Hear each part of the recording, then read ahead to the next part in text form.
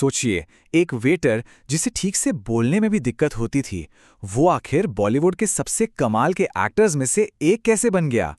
जी हाँ, आज हम बात करने वाले हैं बोमन ईरानी की, और यकीन मानिए उनकी कहानी किसी भी ब्लॉकबस्टर फिल्म से कम नहीं है। तो सवाल यही है, एक शर्मीला वेटर जिसे बोलने तक में परेशानी थी, वो सिनेमा का इतना बड़ा, इतना पसंदीदा एक्टर बना कैसे? अब ये सवाल सुनने में जितना मुश्किल लगता है ना, इसका जवाब उतना ही इंस्पायरिंग है। ये कहानी हमें सिखाती है कि असल जिंदगी के हीरो बनते कैसे हैं, मुश्किलों से भागकर नहीं, बल्कि उनसे सीधे टकराकर। और ये कोई बनावटी बात नहीं है, ये शब्द खुद बोमन ईरानी के हैं। मैं एक नर्वस बच्चा था, हमेशा डरा हुआ रहता था। सोचिए, मतलब उनकी कहानी की शुरुआत ही डर और घबराहट से हुई थी। लेकिन सबसे मजेदार बात तो ये है कि उन्होंने इसी डर को, इसी घबराहट को अपनी सबसे बड़ी ताकत में कैसे बदला। तो चलिए, कहानी के पहले चैप्टर पर चलते हैं। एक ऐसी शुरुआत जो बिल्कुल भी आसान नहीं थी, चुनौतियों से भरी हुई थी। जरा सोचकर देखिए, जन्म से पहले ही पिता का साया उठ गया, बोलने में हकलाते थे, ऊपर से डिस्लेक्सिया और ADHD जैसी सीखने की दिक्कतें, और इन सबके बीच एक ऐसा माहौल मिला जहां वो बहुत ज्यादा प्रोटेक्टेड और शर्मीले बन गए। मतलब ये सिर्फ परेशानियां नहीं थीं, ये वो दीवारें थीं जो उनके और उनके सपनों के बीच खड़ी थीं। स्टारडम तो बहुत दूर की बात लगती थी। तो एक्टिंग की दुनिया में कदम रखने से पहले उनका पहला स्कूल कहाँ था पता है? कोई बड़ा ड्रामा स्कूल नहीं, बल्कि मुंबई का ताज होटल। यही वो जगह थी, यही थी उनकी असली पाठशाला, जहां उन्होंने जिंदगी के सबसे कीमती सबक सीखे। वेटर की नौकरी सुनने में शायद आसान लगे, पर थी नहीं। घंटों तक खड़े रहना, भारी भारी ट्रे उठाना और कभी-कभी तो मेहमानों की डांट भी सुनना। पर जानते हैं, यही वो जगह थी जहां उन्होंने सबसे पहले लोगों को, इंसानों को पढ़ना सीखा। हजारों लोग आते जाते थे और वो बस उन्हें देखते थे, समझते थे। कह सकते हैं कि यही उनका पहला असली एक्टिंग स्कूल था। और वहीं उन हजारों मेहमानों को देखकर उनके दिमाग में एक बात घर कर गई कि किसी इंसान का असली कैरेक्टर उसकी बातों से पता नहीं चलता। नहीं, उसका असली कैरेक्टर तब सामने आता है जब वो किसी सिचुएशन से निपटता है। और बस यही एक लाइन, यही एक सोच उनकी एक्टिंग की फिलॉसफी बन गई। वो ना बहुत छोटी छोटी चीजों पर गौर करते थे, जैसे कोई अपना बटुआ कैसे निकालता है। उनका एक वॉलेट टेस्ट था। जो इंसान पेमेंट करते वक्त बटुआ छुपाता है, वो कहीं ना कहीं डरा हुआ है, दुनिया पर शक करता है। और जो अपना वॉलेट खुला दिखाता है, वो एक ऐसा इंसान है जो दुनिया पर भरोसा करता है। सोचिए, बस यही छोटी छोटी बातें बाद में उनके कमाल के कैरेक्टर्स की जान बन गई।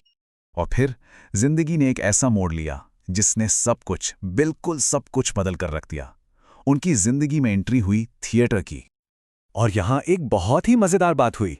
असल जिंदगी में जो इंसान नर्वस था, डरा हुआ था, वही इंसान स्टेज पर जाते ही एक शेर बन जाता था। क्यों? क्योंकि स्टेज पर उसे वो मिला जो असल जिंदगी में कभी नहीं मिला था, लोगों की तारीफ और कॉन्फिडेंस।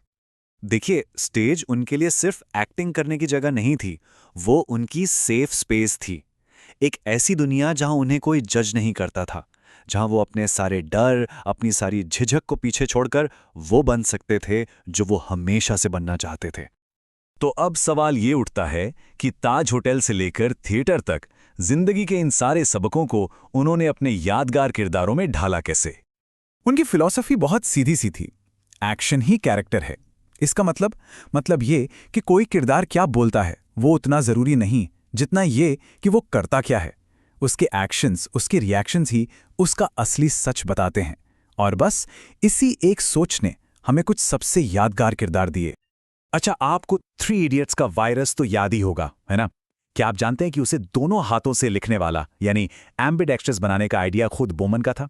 और इसके पीछे की सोच देखिए कितनी कमाल की थी, कि ये एक ऐसा जीनियस है जिसकी काबिलियत का कभी पूरा इस्तेमाल ही नहीं हुआ।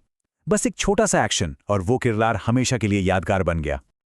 अब एक और मजेदार किस्सा सुनिए। मुन्ना भाई वाली डॉक्टर अस्थाना की वो अजीब सी हंसी याद है? बोमन ने खुद से पूछा, यार कोई आदमी हर बात पर ऐसे क्यों हंसेगा?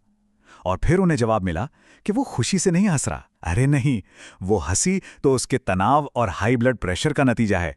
वो बाहर से इसलिए हंस रहा है क्योंकि वो अंदर से रो रहा है, टूट चुका है। वाह, इसी को कहते हैं एक्टिंग की गहराई।